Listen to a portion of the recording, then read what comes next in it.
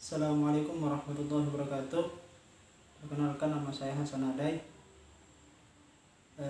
Saya Fakultas Dakwah, Prodi Komunikasi Penyiaran Islam. Jalan.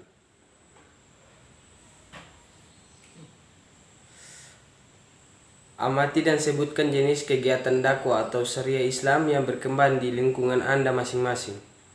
Jadi apa tadi ulang pertanyaannya? Amati dan sebutkan jenis kegiatan dakwah atau syariah Islam yang berkembang di lingkungan Anda masing-masing. Oke, jenis ya. Jadi jenis dakwah yang berkembang di lingkungan saya itu, yang pertama itu ada majelis taklim, yang kedua ada taman pendidikan Al-Quran, dan yang ketiga ada juga pemuda yang dimana bergerak di bagian keagamaan yang kita kenal dengan remaja masjid, seperti itu. Jelaskan sasaran atau objek dakwah dari masing-masing jenis dakwah atau syariah Islam tersebut. Jadi sasarannya adalah semua umat, semua masyarakat, terutama kaum muslimin terutama. Jadi sasarannya, objeknya memang kepada masyarakat, terutama kepada masyarakat yang benar-benar awam. Perlu kita tingkatkan pemahaman atau penyuluhan yang dimana ibu-ibu majelis taklim tadi, ketika mereka membentuk majelis taklim, disitulah dihidupkan namanya pengajian, penyuluhan, didatangkan ustadz, orang-orang yang benar-benar paham akan agama, yang dimana memberikan pemahaman agama kepada masyarakat tersebut. Sejauh ini berapa efektif jalannya kegiatan dakwah atau syariah Islam tersebut? Kalau dikatakan efektif, sebenarnya tidak terlalu maksimal dan juga tidak terlalu artinya fiktif-fiktif, imbang lah. Berjalannya organisasi-organisasi atau mungkin kegiatan-kegiatan dakwah yang ada di lingkungan saya atau di daerah saya itu, sebenarnya yang pertama, yang menjadi problem pertama awal itu karena kita di sana itu tidak mempunyai pondok pesantren, yang hanya di sana kita hanya menggunakan yang ada itu hanya lembaga-lembaga seperti kayak macam lembaga-lembaga masyarakat, lembaga kepemudaan yang bergerak di bagian keagamaan. Terus juga ada beberapa TPA itu yang hanya kita punya, tapi kalau hanya pondok-pondokan ya tidak ada. Jadi kalau dikatakan seberapa besar efektif kegiatan-kegiatan dakwah, ya tidak terlalu maksimal, tidak sesuai dengan apa yang kita inginkan. Namun kami berupaya agar bagaimana supaya kegiatan-kegiatan dakwah itu dihidupkan, agar apa? Agar kita dapat memberikan pencerahan kepada umat, seperti itu. Apa saja tantangan atau problem yang dihadapi dalam menjalankan program dakwah atau syariat Islam tersebut? Bukan satu, tapi ada beberapa problem yang kita hadapi bersama-sama. Yang pertama, bahwa tidak ada kesadaran kepada umat bahwa bagaimana, khususnya di lingkungan saya, di lingkungan Ambon, di daerah saya, khususnya daerah Kabupaten Kepulauan Naru, Kecamatan Naru Selatan Bapali, Kecamatan Naru Selatan Utara, itu kebanyakan di sana itu belum ada kesadaran akan agama, sehingga bagaimana kami berupaya bahwa memberikan pemahaman bahwa pentinglah agama ini kepada generasi-generasi kita. Saya pikir itu problem yang pertama. Dan yang kedua, bahwa minimnya pengetahuan akan agama, dan juga bahwa tidak ada persaingan dalam bagaimana supaya kita mencerdaskan anak-anak kita di bidang agama, ya, seperti itu kalau menurut saya.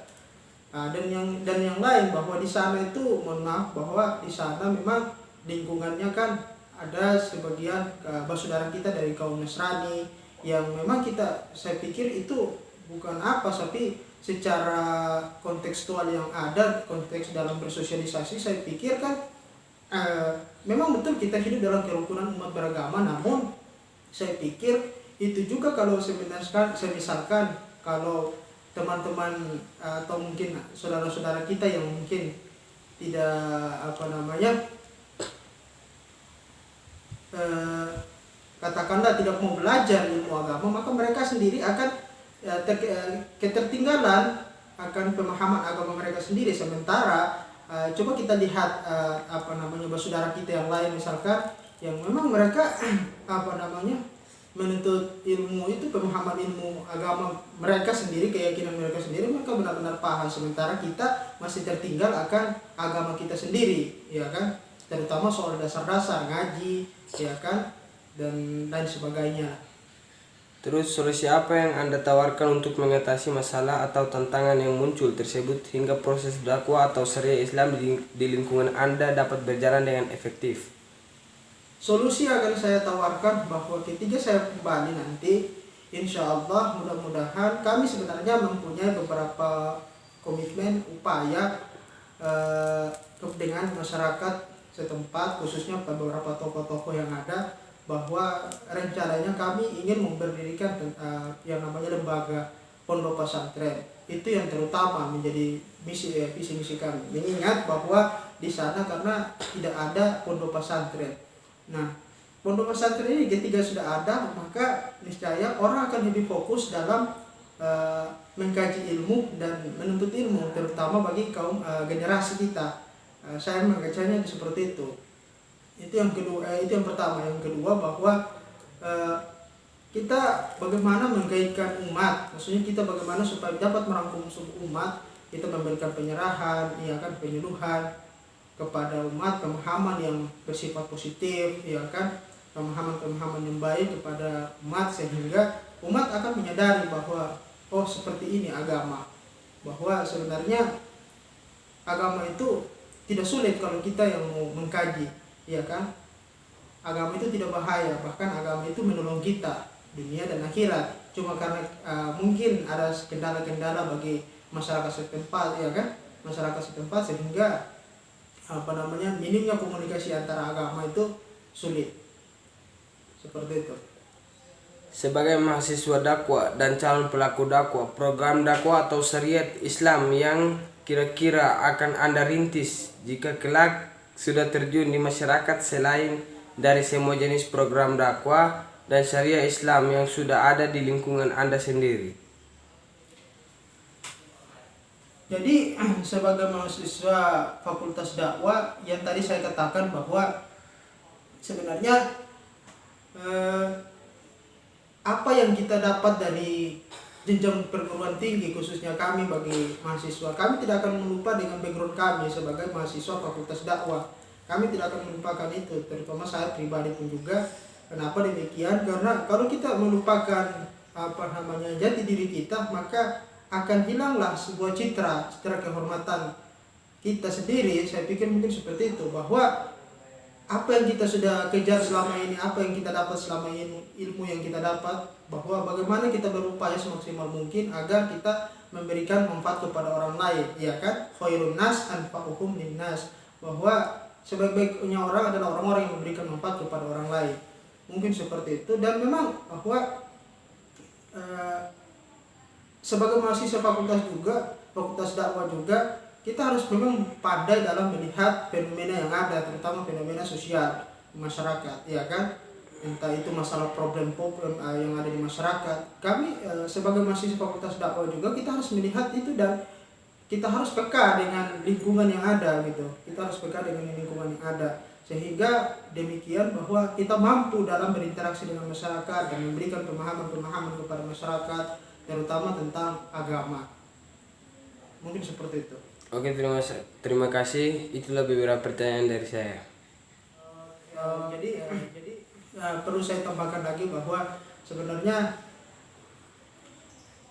tujuan daripada